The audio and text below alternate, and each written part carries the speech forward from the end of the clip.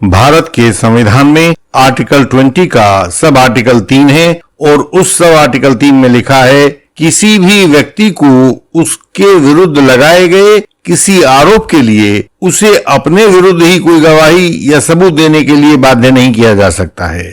यह पुलिस का काम है कि वह किसी भी आरोपी के खिलाफ गवाहियां और सबूत ढूंढे और उसे दोषी सिद्ध करे। यह उस आरोपी का काम नहीं है कि वह अपने विरुद्ध लगाए गए आरोप में खुद ही गवाही दे और खुद ही वहां के सबूत भी दे।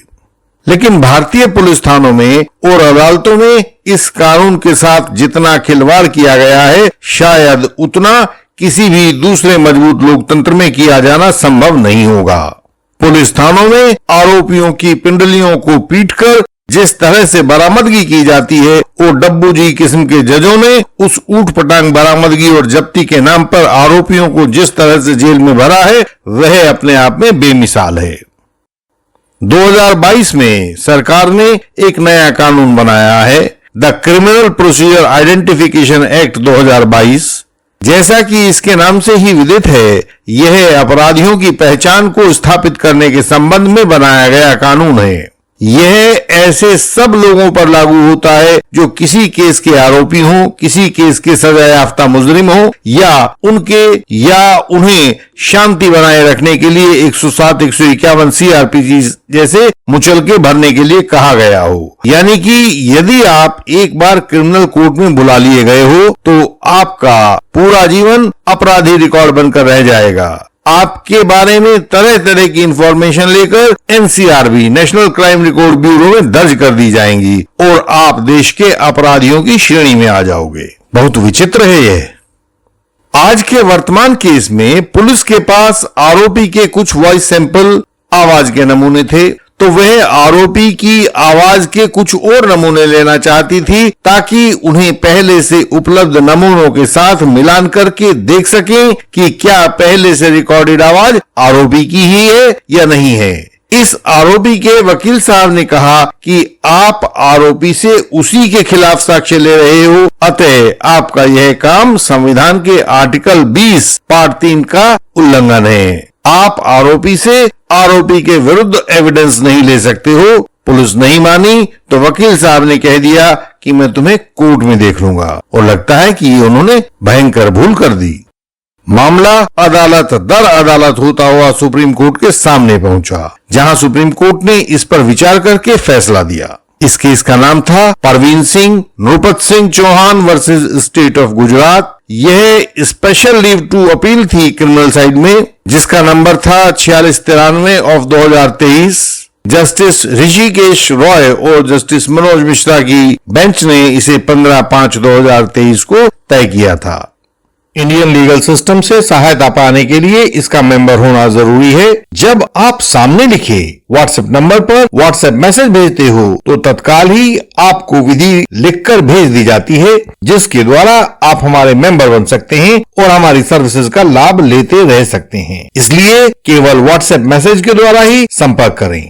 अपने फैसले में सुप्रीम कोर्ट ने अपने कुछ पुराने निर्णयों का हवाला दिया। इनमें से मुख्य था Ritesh Sinha versus state of Uttar Pradesh 2019 8 SCC 1। इस केस में भी सुप्रीम कोर्ट ने जिस समय ये केस डिसाइड किया रितेश सिन्हा वाला, इसमें भी उन्होंने अनेक पुराने फैसलों का हवाला दिया था और तब अपना निर्णय निकाला था। सुप्रीम कोर्ट ने इस केस में रितेश सिन्हा वाले केस के जजमेंट में कहा था कि अब सवाल यह है कि यदि किसी न्यायिक ऑर्डर के द्वारा आरोपी को उसकी आवाज का सैंपल देने के लिए बाध्य किया जाए तो क्या यह उसके आर्टिकल 20 पार्ट 3 कॉन्स्टिट्यूशन के अंतर्गत मिले फंडामेंटल राइट्स का उल्लंघन होगा। यह काफी रुचिकर और तार्किक विषय है। हालांकि हमारे सामने इस बात को आर्ग्यू नहीं किया गया है, लेकिन यहाँ इस मामले में इतना कहना पर्याप्त है कि modern dental college and research centre versus state of MP 2016 7 SCC 353 तथा Govind versus state of MP 1975 2 SCC 148 और इनके बाद 9 जजेस की बेंच के निर्णय KS Puttaswamy versus union of India 2017 10 SCC 1 का अध्ययन करने से यह बात स्पष्ट हो जाती है कि प्राइवेसी या निजता का फंडामेंटल राइट परम अधिकार नहीं है, एब्सोल्यूट राइट नहीं है। इसे जनता की भलाई अर्थात पब्लिक इंटरेस्ट में कम या ज्यादा किया जा सकता है, क्योंकि पब्लिक इंटरेस्ट सर्वोपरि होता है। सुप्रीम कोर्ट ने आगे कहा कि हम बिना झिझक के कह सकते हैं कि जब तक सीआरपीसी में उचित गाइडलाइंस नहीं बना दी जाती हैं, तब तक जुडिशियल मजिस्ट्रेट की इस शक्ति को मानना होगा कि वह किसी आरोपी को अपनी आवाज का सैंपल देने के लिए बाध्यकारी आदेश पारित कर सकता है। इसके बाद सुप्रीम कोर्ट ने वर्तमान केस में कहा कि संबंधित मजिस्ट्रेट के पास किसी आरोपी के वॉइस सैंपल अनिवार्यतः लेने के लिए आदेश पारित करने की शक्ति होती है। मजिस्ट्रेट की यह शक्ति तब तक लागू रहेगी जब तक कि सीआरपीसी में सरकार द्वारा कोई नए नियम लागू नहीं कर दिए जाते हैं। वैसे हमारा यह निर्देश भी जो हम इस केस में दे रहे हैं, आर्टिकल 142 के तहत दिया जा रहा आदेश है। हम यहाँ व्यूअर्स के हित में बता देना चाहते हैं कि भारतीय संविधान के अनुच्छेद 142 के पार्ट 1 में सर्वोच्च न्यायालय अपने अधिकार क्षेत्र की शक्तियों का प्रयोग करते हुए ऐसी डिक्री पारित कर सकता है या कोई आदेश दे सकता है जो उसके सामने लंबित किसी भी मामले में संपूर्ण न्याय करने के लिए आवश्यक हो। ऐसा करते हुए सुप्रीम कोर्ट किसी भी अन्य नियम से, अन्य कानून से, किसी संधि से, किसी भी दूसरी चीज से बाधित नहीं होता है। यह सुप्रीम कोर्ट का परम अधिकार है कि वह मामले में संपूर्ण न्याय करने के लिए किसी भी प्रकार की कानूनी व्यवस्था दे सकता है। और इस प्रकार से सुप्रीम कोर्ट के द्वारा दिए गए आदेश को पूरे भारत में इस तरह से लागू किया जाएगा जैसे कि वह संसद के द्वारा बनाया गया कानून हो। जैसे संसद के कानून को लागू किया जाता है, वैसे ही सुप्रीम कोर्ट के 142 अनुच्छेद के तहत दिए गए आदेश को लागू किया जाएगा। वैसे भारतीय संविधान की विशेषता है कि यहाँ पश्चिमी कानून शास्त्रों से भारी भारी शब्द उठाकर हमारे संविधान में लिख दिए गए हैं, लेकिन व्यवहार में कुछ और होता है। एक हेड कांस्टेबल जब चाहे एक पर्चा काटकर सारे संविधान को अलमारी में बंद कर देता है। पिछले 70 से ज्यादा सालों से हम लोग देख रहे हैं कि आम आदमी बिलबिलाता हुआ मर जाता है, लेकिन उसको जमानत तक नसीब नहीं होती। इन अलमारियों के बंद कपाट केवल तभी खुलते हैं जब बहुत बड़ी बड़ी हस्तियां जैसे केशवानंद भारती, मनेका गांधी, एस.आर. बोम्मई, इंदिरा गांधी, शाहबानो वगैरह इन कपाटों को खुलवाते हैं।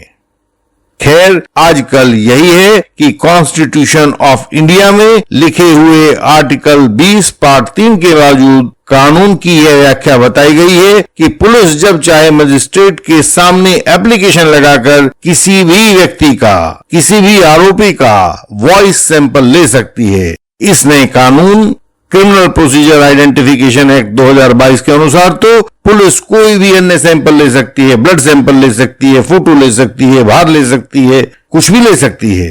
कोई भी सैंपल या पहचान का रिकॉर्ड आरोपी से लेकर एनसीआरबी में जमा करवा सकती है। एनसीआरबी माने नेशनल क्राइम रिकॉर्ड ब्यूरो। और इसका प्रभाव क्या होगा? जब भी जरूरत हो पुलिस आपके घर रात को घंटी बजा सकती है कि चलो थाने, आपसे पूछताछ करनी है। हमारे जो भी रजिस्टर्ड मेंबर्स हैं और जो इस नए एक्ट को, क्रिमिनल आइडेंटिफिकेशन एक्ट 2022 को चाहते हैं, हम उनकी रिक्वेस्ट पर उनको व्हाट्सएप के जरिए इस एक्ट की एक कॉपी भेज सकते हैं ताकि वे इसको पढ़कर देख लें कि नए एक्ट में क्या क्या दिया गया है और उसको कैसे लागू किया जाना है।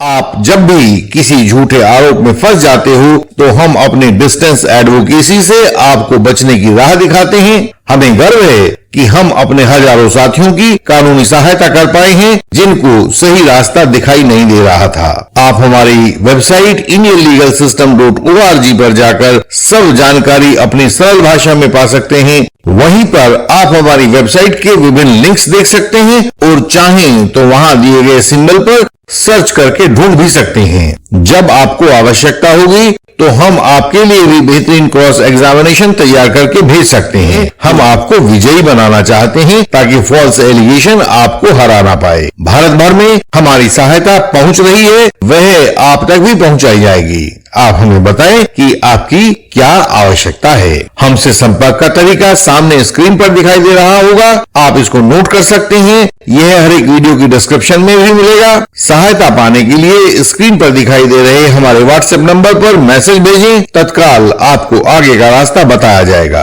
एक बार मेंबर बनने के बाद आप हमें हिंदी और इंग्लिश में अपना मटेरियल भेज सकते हैं, अन्य भाषा हो तो ट्रांसलेशन भेज सकते हैं। हम आपसे अगली वीडियोज में फिर मिलेंगे, तब तक के लिए प्रणाम।